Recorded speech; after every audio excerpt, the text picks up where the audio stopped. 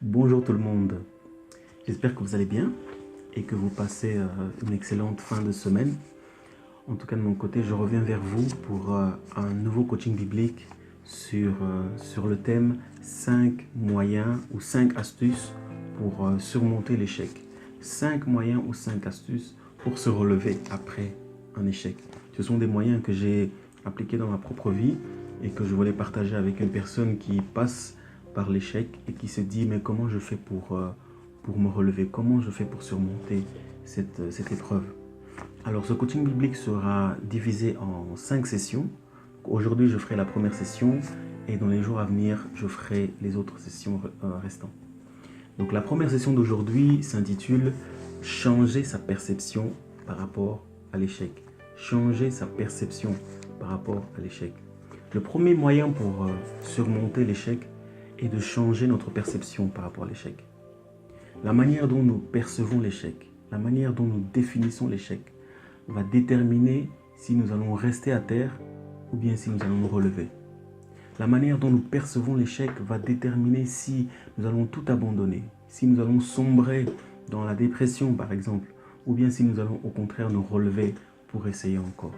La perception que nous avons par rapport à l'échec est très importante. Voici 3 perceptions personnelles par rapport à l'échec que je voudrais partager avec vous, en espérant que cela va vous aider. La première perception par rapport à l'échec est que l'échec n'est pas une fatalité. L'échec n'est pas une fatalité, mon ami. Peu importe l'échec que tu as connu, ce n'est pas la fin du monde. Ce n'est pas une fin en soi. Le fait que tu aies échoué aujourd'hui, cela ne veut pas dire qu'il n'y a plus d'issue, il n'y a plus de solution, que tout est terminé. Non, ce n'est pas une fatalité. Même si les médecins ont dit que c'est fini, cela n'est pas une fatalité. Même si les professeurs à l'école ont dit que c'est terminé, cela n'est pas une fatalité. Même si tes parents ont dit que c'est fini, cela n'est pas une fatalité. Parce que tant que Dieu n'a pas dit son dernier mot, il y a encore de l'espoir. Tant que Dieu n'a pas dit son dernier mot, il y a encore de l'espoir. Tu peux encore te relever aujourd'hui. Tu peux encore réussir là où tu as échoué hier. L'échec n'est pas une fatalité. La Bible dit dans Psaume chapitre 60, le verset 12, « Qu'avec Dieu, nous ferons des exploits, car il écrase nos ennemis. » Peut-être que hier, tes ennemis t'ont écrasé, mais aujourd'hui, sache qu'avec Dieu, tu peux encore te relever et avoir de la victoire. Avec Dieu, tu peux faire un exploit là où tu as connu une défaite. Il n'est jamais trop tard. L'échec n'est pas une fatalité. Tout est encore possible. Marc 9, chapitre 23 dit que tout est possible à celui qui croit. Si tu crois que Dieu peut changer ta situation, même là où tu as échoué, tu peux encore réussir. L'échec n'est pas une fatalité. Même si tu es tombé 1 fois, 2 fois, 3 fois. La Bible dit dans Proverbes chapitre 24, le verset 31, que le juste tombe 7 fois. 7 fois le juste tombe, mais 7 fois il se relève. Ça veut dire que même si tu as échoué aujourd'hui, tu as échoué hier, tu as échoué avant-hier, mais j'aimerais te dire que tant que Dieu est à tes côtés, il est toujours là pour t'aider à te relever. Il te permettra de te relever encore une fois.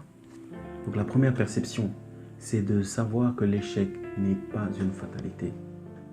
Déclare cela en disant « Mon échec n'est pas une fatalité. Je peux encore me relever. » Donc ça, c'est la première perception que je voulais partager. La deuxième perception, c'est que l'échec ne définit pas ta valeur. L'échec ne définit absolument pas ta valeur. Je sais que lorsqu'on échoue, ça nous fait mal. On souffre, on se sent comme incapable, on se sent impuissant. On sent comme si on est un moins que rien. On sent comme si on est capable de rien, comme si notre vie n'avait pas de sens. Mais j'aimerais te dire que l'échec ne définit pas ta valeur. Qu'est-ce qui définit ta valeur? Il y a plusieurs choses qui définissent la valeur d'un bien, d'un objet. Je vais en donner 3. La première chose qui définit la valeur d'un objet, c'est l'image, ou la marque, ou encore le logo. Aujourd'hui, si vous voyez un téléphone avec la marque, avec l'image Apple, cela donne une indication par rapport à sa valeur. Si vous voyez une voiture avec le logo, ou la marque, ou l'image de Mercedes, cela donne une indication sur sa valeur. Et sur ta vie, sur ma vie, Dieu a déclaré dans Genèse chapitre 1, verset 27, qu'il nous a créés à son image. Donc Dieu a mis sur toi et sur moi son image, sa marque, son logo, pour montrer à quel point toi et moi nous avons de la valeur. Une deuxième chose qui définit la valeur d'un bien, c'est le prix. Le prix que nous payons pour nos voitures, le prix que nous payons pour nos maisons, le prix que vous êtes prêt à payer même pour un ordinateur, détermine la valeur de ce bien. Et pour toi et moi, la Bible dit que Jésus est allé à la croix et qu'il a payé le prix pour nous. Il a payé le prix qu'aucun homme n'était capable de payer. Il a décidé de quitter son trône pour venir mourir pour toi et moi, juste pour te montrer qu'il est prêt à payer le prix qu'il faut, parce que toi et moi avons de la valeur. Et une dernière chose qui définit la valeur d'un objet, en économie, c'est la rareté d'un bien. Le fait qu'un bien soit rare détermine encore la valeur de ce bien. Par exemple, l'or, le diamant ou même le pétrole, ce sont des biens qu'on ne trouve pas partout. Voilà pourquoi la valeur de ces biens est encore plus élevée. Et ce qui est extraordinaire, c'est que Dieu t'a créé, toi et moi, et personne ici sur la terre ne partage la même ADN que toi, ni moi. Personne ici sur terre n'a la même empreinte digitale que toi et moi. Même des jumeaux n'ont pas la même ADN. Même des jumeaux ne partagent pas la même empreinte digitale. Pourquoi? Parce que Dieu a voulu déterminer par là que toi et moi avons de la valeur. Et que notre valeur ne dépend pas de ce que nous avons ou de ce que nous n'avons pas. Même si aujourd'hui tu as échoué, même si hier tu as échoué, sache que ta valeur ne change pas. Si aujourd'hui tu prends le diamant, si tu craches sur ce diamant, si tu insultes ce diamant, si tu mets ce diamant en dessous de la table, si tu caches ce diamant en dessous du sable, même dans la boue, la valeur de ce diamant ne change pas. Aujourd'hui, si les gens t'insultent peut-être, les gens te critiquent, les gens te marchent dessus, les gens te rejettent, sache que cela ne change absolument pas ta valeur. Parce que ta valeur est définie par ton Créateur. Donc, deuxième perception, c'est que l'échec ne définit absolument pas ta valeur. Le fait que tu échoues ne veut pas dire que tu n'es qu'un vaurien. Le fait que tu échoues ne veut pas dire que ta vie n'a pas de sens. Ta vie a un sens, ta vie a de la valeur. Et cette valeur est déterminée par ton Créateur. Une troisième perception par rapport à l'échec est que l'échec est un tremplin vers ta réussite. L'échec est le tremplin qui va t'amener vers la réussite. L'échec n'est pas là pour te maintenir vers le bas. L'échec n'est pas là pour te faire sombrer dans la dépression. Non, l'échec est un processus qui te permet d'aller vers ta réussite, d'entrer vers ta destinée.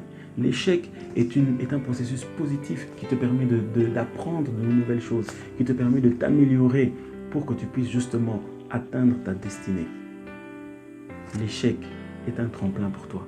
Même si hier tu as échoué, mais Dieu va te permettre au travers de cet échec de te propulser loin, comme cet archer qui tire la flèche vers l'arrière. Et lorsqu'il lâche cette flèche est propulsée et va avec cette vitesse pour aller avoir un impact. Voilà pourquoi Dieu, de la même façon, permet qu'au travers de l'échec, il puisse te tirer un peu vers l'arrière. Et lorsqu'il va te lâcher, tu vas aller et tu vas avoir cet impact, cette influence autour de toi. Donc, l'échec n'est pas une fatalité.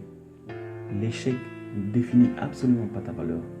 Et l'échec est un tremplin vers ta réussite. Je t'encourage aujourd'hui à changer ta perception par rapport à l'échec. Ne regarde plus l'échec comme si c'était une finalité, comme si c'était une fin en soi. Ne regarde plus l'échec comme si il n'y avait plus d'issue.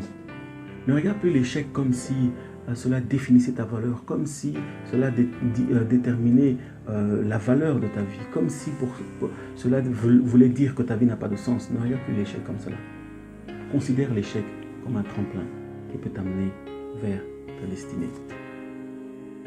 Alors que tu m'écoutes et que tu passes par un moment d'échec dans ta vie, je prie que Dieu t'aide à changer ta perception et que tu puisses voir avec ses yeux à lui, que tu puisses voir avec son regard et que tu puisses marcher par la foi et non plus par la vue. Et alors, à ce moment-là, tu pourras entrer pleinement dans ta destinée malgré l'échec que tu viens de connaître.